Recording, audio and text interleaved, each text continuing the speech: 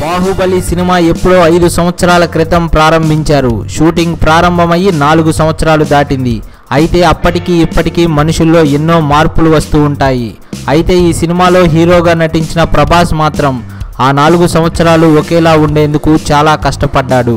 ప్రభాస్లో 2 పాత్రలకు తగ్గట్లుగా మార్పులు వచ్చాయి, కానీ ఇతర మార్పు అయితే ఏమీ కనిపించలేదు. కానీ అనుష్క విషయంలో మాత్రం పూర్తి రివర్స్ అయింది. అనుష్కను మొదటి పార్ట్లో చూపించింది చాలా తక్కువ.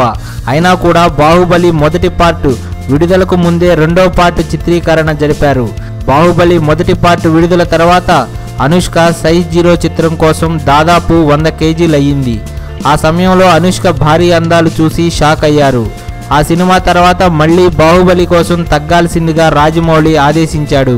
ఎంతగా ప్రయత్నించినా కూడా తగ్గకపోవడంతో లావుగా ఉన్నట్లుగానే షూటింగ్ చేశాడు జక్కన్న. బాహుబలి 2లోనే 2 రకాలుగా అనుష్క కనిపించబోతుంది. అనుష్కలోని ఇంత మార్పును జక్కన్న సినిమాలో ఏమైనా మేనేజ్ చేసి ఉంటాడా అనేది చూడాలి. ఒకే సినిమాలో అనుష్క 2 రకాలుగా కనిపిస్తే విమర్శలు రావడం ఖాయం. అన్ని విషయాలను పర్ఫెక్ట్గా చూసుకునే రాజమౌళి అనుష్క విషయంలో మాత్రం ఫ్లాప్ అయ్యాడు అనే టాక్ వినాల్సి వస్తుందేమో. సినిమా విడుదలైతే కానీ చెప్పలేం.